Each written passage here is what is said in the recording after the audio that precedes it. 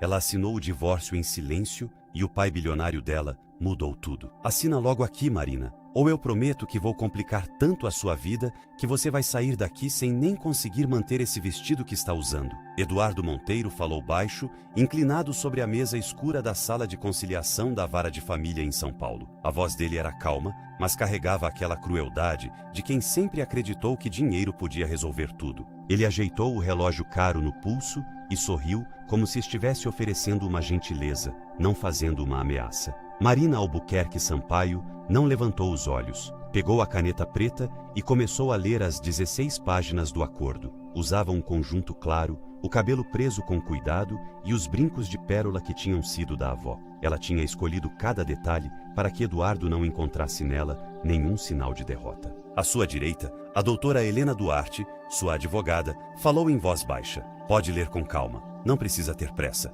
Eu sei ler, respondeu Marina, sem tirar os olhos do papel. Do outro lado da mesa, Eduardo esperava impaciente. Ao lado dele estava o doutor Ricardo Salgado, o advogado que tinha preparado aquele acordo como quem corta algo em pedaços finos. Para Marina, ficaria um apartamento na Vila Mariana e uma pensão por 3 anos. Nada da casa nos Jardins, nada da cobertura no Rio, nada da casa em Campos do Jordão. Menos de 1% de tudo que eles tinham acumulado durante o casamento. A doutora Helena já tinha perguntado várias vezes por que Marina não queria brigar por mais. Com as provas que tinham, poderiam exigir uma parte muito maior. Marina sempre respondia a mesma coisa. Eu não quero nada dele, só quero sair. Ela chegou à última página, abriu a caneta e assinou. A mão não tremeu, não suspirou, não fez cena. Assinou folha por folha com a mesma calma de quem finalmente fecha uma porta que passou anos tentando abrir. Pronto, disse. Eduardo a encarou com irritação.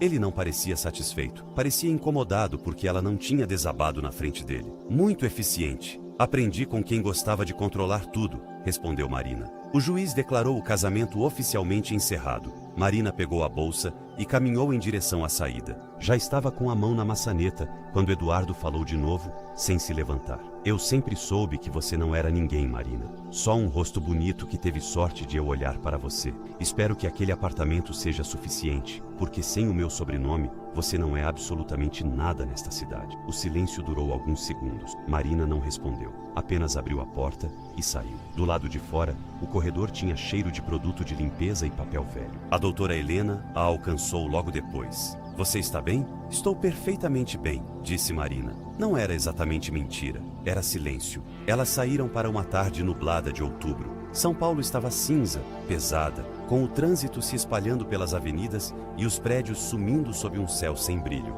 Marina respirou fundo. Naquele mesmo momento, em um hospital particular no Morumbi, um homem de 81 anos olhava pela janela. Ele não falava com a filha havia 8 anos, mas seu nome ainda era suficiente para fazer qualquer sala de reunião ficar em silêncio. Seu Otávio Albuquerque Sampaio. E naquela manhã, seu Otávio tinha pedido ao assistente que encontrasse o endereço de Marina. Ninguém na família Monteiro sabia quem era de verdade a mulher que Eduardo acabara de humilhar. Nem Dona Teresa, que sempre tratou Marina com uma educação fria. Nem Rafael, irmão de Eduardo. Nem os amigos do clube, nem os advogados, nem a nova companhia dele. Marina não era uma mulher sem origem. Era a única filha de Otávio Albuquerque Sampaio, fundador do Grupo Sampaio, um conglomerado de aço, logística, energia solar e galpões industriais avaliado em bilhões de reais. Ela tinha escondido sua história por cuidado e também por orgulho. Cresceu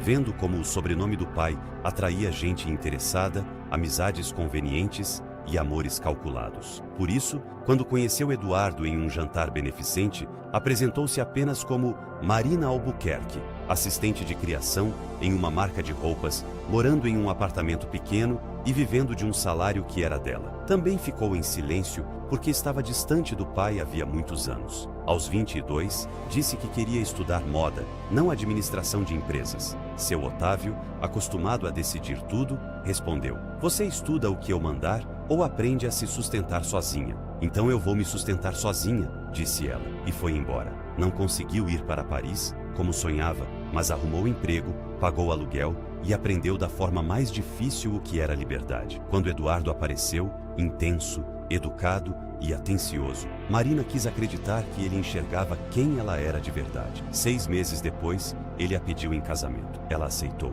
Seu Otávio não aprovou. Se você casar com esse homem, não conte comigo. Eu já não conto com você há 3 anos, pai. O casamento teve 200 convidados do lado de Eduardo e apenas 4 pessoas do lado de Marina. A ausência do pai foi a primeira rachadura, embora ela tenha levado anos para admitir isso. No começo, o casamento parecia funcionar. Eduardo era generoso em público e sabia construir a imagem de um casal perfeito. Mas, aos poucos, Marina entendeu que, para ele, ela não era uma companheira. Era um enfeite. Uma mulher bonita para sorrir em eventos, ficar calada quando ele decidia alguma coisa e agradecer pela vida que, segundo ele, ela deveria considerar um privilégio. Ele nunca levantou a mão para ela. Não precisava. Diminuía Marina com comentários pequenos, silêncios demorados e decisões tomadas sem consultá-la. 8 anos depois, ela percebeu que não havia mais nada para consertar e procurou a doutora Helena. A única coisa que não fez foi ligar para o pai. O orgulho pode manter uma pessoa em pé quando tudo desaba, mas também pode deixá-la sozinha, justamente quando ela mais precisa de ajuda. Enquanto esperava um carro na frente do fórum, o celular de Marina vibrou. Era um número desconhecido. Ela deixou tocar, mas o telefone chamou de novo. Então atendeu. Alô? Do outro lado houve uma pausa. Depois, ela ouviu uma voz que reconheceu antes mesmo de pensar. Marina. Aquela palavra atravessou o peito dela. Era a voz do pai, mais velha, mais frágil, mais impossível de confundir. Pai, preciso ver você hoje se puder. É importante. Marina olhou para o céu cinza. Onde você está? Seu Otávio passou o endereço de um hospital particular. Não era a casa dele, nem o escritório, e Marina entendeu que aquilo não era uma reconciliação confortável, nem um sermão atrasado. Era algo urgente. O carro levou 20 minutos até o Hospital Santa Clara. O prédio não tinha fachada chamativa. Tinha vasos de flores brancas, pisos claros e uma descrição feita para que pessoas muito ricas pudessem adoecer sem virar assunto. Um enfermeiro levou Marina até o quarto 214. Seu Otávio estava sentado perto da janela, não deitado. Esse detalhe a aliviou. Um homem sentado ainda parecia dono do próprio corpo. Ele tinha os cabelos brancos, as mãos grandes e quietas e os mesmos olhos escuros de sempre. Os dois se olharam. 8 anos de silêncio ocuparam o quarto inteiro. Sente-se, disse ele. Marina obedeceu. Você está mais magra. Fiquei casada por 8 anos. Isso emagrece. Algo parecido com um sorriso passou pelo rosto de seu Otávio. Como foi hoje? Assinei. Ele deixou alguma coisa para você? Um apartamento e uma pensão. E seus advogados disseram que isso era justo? Disseram que eu podia brigar por mais. Eu escolhi não brigar. Por quê? Marina olhou diretamente para ele. Porque eu não queria nada que viesse dele. Nem um centavo. Eu queria sair limpa. Seu Otávio assentiu devagar. Depois olhou para o jardim do hospital. Eu deveria ter ligado antes. Sim, deveria. Fui teimoso e orgulhoso. A frase não soou como estratégia. Soou como derrota. Marina viu algo novo nos olhos do pai. Vulnerabilidade. Estou com câncer no pâncreas, disse ele. Estágio 3. Recebi o diagnóstico há 4 meses. Marina demorou a responder. O que os médicos disseram? Com tratamento, talvez entre 1 e 3 anos. Sem tratamento, menos. Comecei há 3 semanas. Não gosto, mas gosto menos ainda da outra opção. De repente, aqueles 8 anos pareceram menos uma distância e mais uma perda absurda. Por que me chamou agora? Porque soube do divórcio. Porque sabia que você assinaria hoje. E porque esperar até meu orgulho sumir por completo seria apenas outra forma de perder tempo. Marina procurou manipulação no rosto dele. Encontrou apenas cansaço. O que você quer, pai? Seu Otávio juntou os dedos. Quero conhecer minha filha. A filha real. Não aquela que eu inventei na minha cabeça quando fui orgulhoso demais para perguntar quem você queria ser. Isso vai levar tempo, eu sei. Por isso liguei hoje, não amanhã. Eles conversaram por 2 horas. Falaram do trabalho dela, dos médicos, da mãe de Marina, dos anos perdidos e das coisas que nunca tinham sido ditas. No fim, quando Marina já se levantava, seu Otávio perguntou: aquele homem sabe quem você é? Eduardo? Não, nunca contei. O velho a observou. Nos olhos dele surgiu uma luz silenciosa. Ótimo, disse. Marina não entendeu naquele momento que aquela palavra era uma decisão. Naquela noite, seu Otávio não dormiu. A dor era suportável. O que o mantinha acordado era a mente. Eduardo não era apenas o homem que machucou sua filha. Era um empresário do setor industrial que dependia, sem saber, de 3 braços do Grupo Sampaio: aço, logística e energia. Às 2 da manhã, ele ligou para Paulo Meirelles, seu assistente pessoal. Confirme uma coisa para mim. Aços Bandeirantes tem contrato com a Monteiro Indústrias? Paulo levou menos de 1 minuto. Tem. Fornece cerca de 34% do aço usado na planta de Sorocaba. O contrato vence em março. E a Sampaio Logística? É a terceira fornecedora logística deles. Leva produto acabado para Minas, Paraná e interior de São Paulo. Algo perto de 22% da distribuição. Energia? A fábrica compra energia por meio de um consórcio. A Energia Solar do Sudeste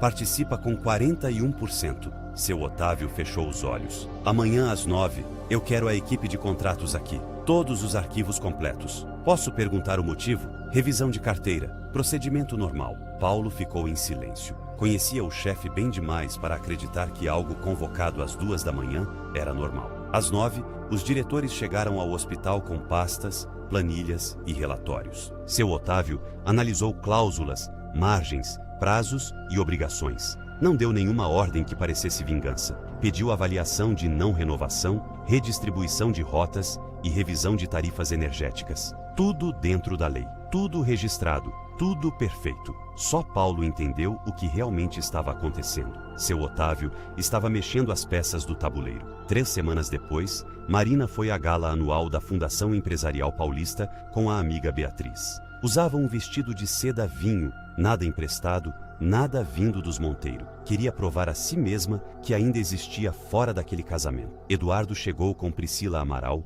31 anos, herdeira de uma família tradicional de Ribeirão Preto, vestida de vermelho e muito consciente do efeito que causava. Marina os viu entrar e sentiu algo apertar por dentro, mas não deixou aquela sensação mandar nela. Durante 1 hora, eles não se cruzaram. Depois, Eduardo se aproximou com aquela calma calculada de quem precisa de plateia para ser cruel. Não imaginei que fosse ver você aqui. Como está o apartamento da Vila Mariana? Já conseguiu achar algum charme nele? Beatriz apertou os lábios. Estou muito bem, obrigada, disse Marina. Fico feliz. Seria triste você ficar escondida. Uma mulher como você precisa de ambiente, companhia, ou do que conseguir, considerando as circunstâncias. 3 pessoas próximas ouviram. Marina percebeu o desconforto nos rostos delas. Então sorriu. Você chegou há 20 minutos e já está com cara de alguém tentando convencer todo mundo de que está feliz. Espero que dê certo. Eduardo ficou imóvel por 1 segundo. Depois, voltou para perto de Priscila. Marina não viu o homem sentado em uma mesa lateral.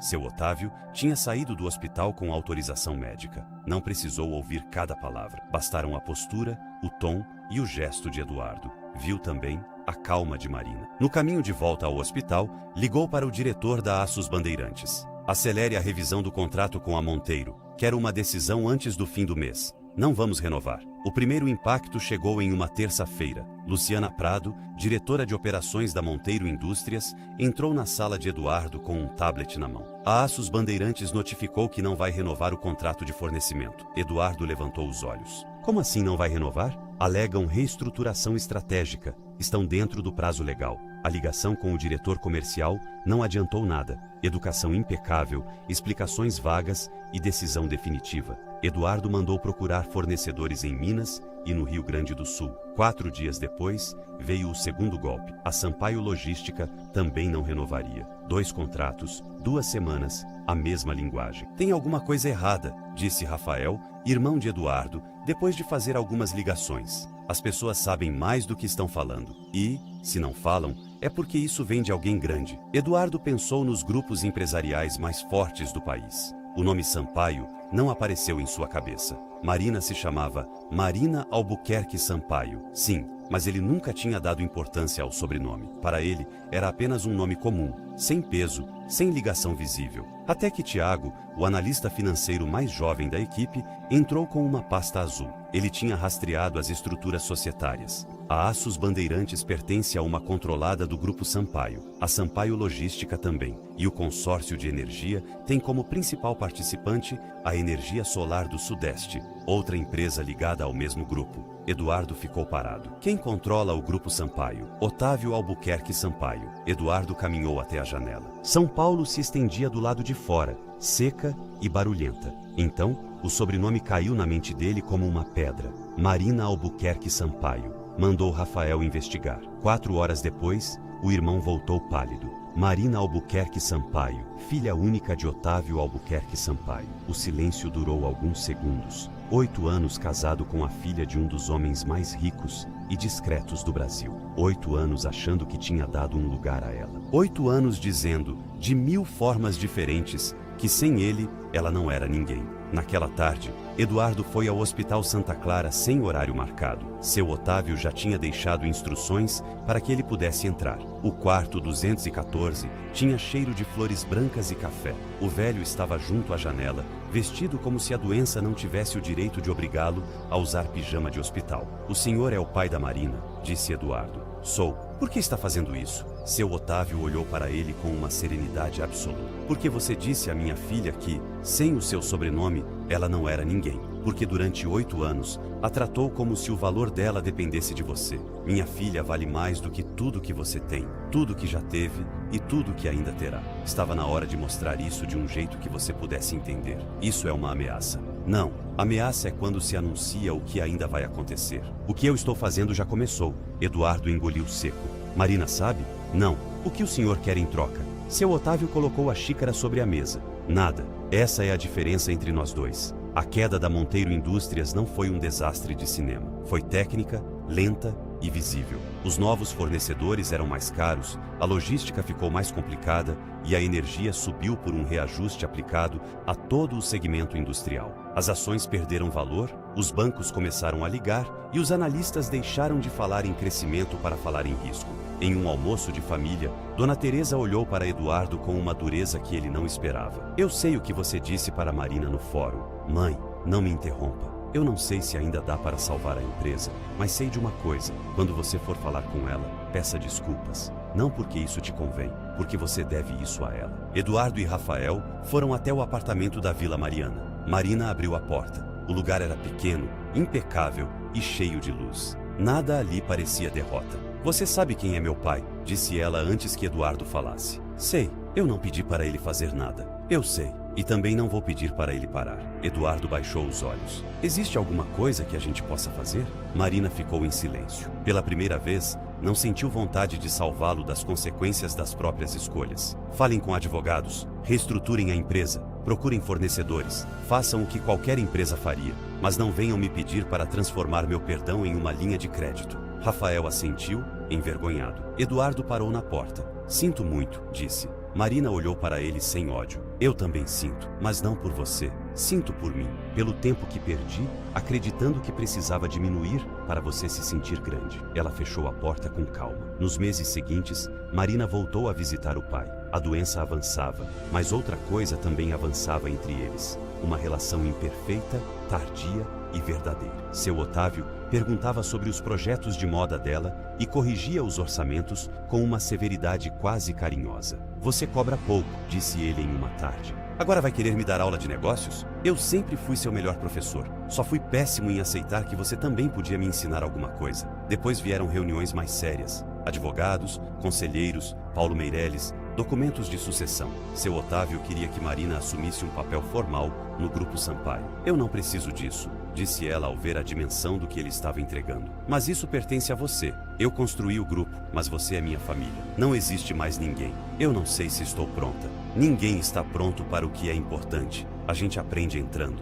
Marina aceitou começar de baixo. Reuniões, relatórios, visitas a fábricas, perguntas. Não chegou dando ordens. Chegou escutando. Alguns duvidaram. Outros perceberam rápido que a filha de seu Otávio não era um enfeite, mas uma mulher acostumada a observar e guardar cada detalhe. A Monteiro Indústrias sobreviveu, mas menor. Vendeu ativos, perdeu contratos e deixou de ser a empresa invencível que Eduardo acreditava comandar. A última vez que ele apareceu no prédio do Grupo Sampaio, não foi para exigir nem para implorar. Foi para pedir uma reunião profissional. Marina o recebeu em uma sala de reunião, não em seu escritório. "Temos linhas de produção que poderiam complementar alguns projetos do grupo", disse Eduardo. "Vim pedir que você escute a proposta." Marina analisou os documentos por 45 minutos. Fez perguntas objetivas, apontou riscos e pediu números corrigidos. "Se fizer sentido comercial, será avaliado", disse no fim. "Se não fizer, será descartado." Eduardo a olhou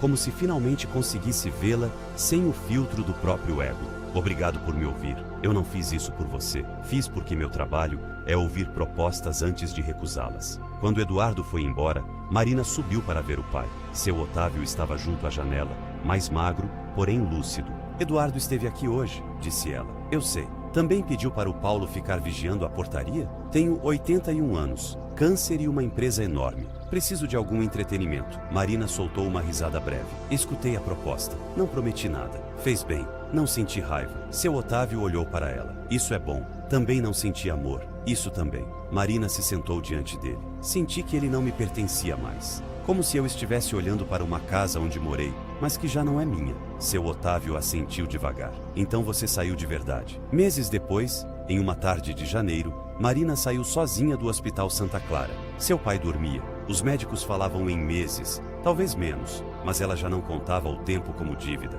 contava como presença. Eles tinham perdido 8 anos, sim, mas tinham recuperado algo que não cabia em contrato nenhum, a chance de se olharem sem orgulho no meio. Ela atravessou o saguão com suas flores brancas, sempre impecáveis, e empurrou a porta para a noite fria de São Paulo. A cidade continuava lá fora, barulhenta, cinza e viva. Atrás ficavam o casamento, a humilhação, o silêncio e a filha, que acreditou que precisava esconder o próprio sobrenome para ser amada. À frente, não havia uma vida perfeita, mas havia uma vida dela. Marina caminhou até o carro sem pressa. Pela primeira vez em muito tempo, não precisava provar nada a ninguém. Nem a Eduardo, nem ao pai, nem à cidade. Sem o sobrenome Monteiro, ela não era menor. Era, enfim, Marina Albuquerque Sampaio. E isso bastava. E assim, Marina entendeu que recomeçar não é esquecer o passado, mas lembrar do próprio valor e seguir em frente com dignidade. No Dose de Conhecimento, histórias como essa mostram que ninguém perde quando se liberta de quem tenta diminuir sua luz. Às vezes, a maior vitória não está na vingança, mas em recuperar a própria voz e nunca mais permitir que alguém defina o seu valor. Fim.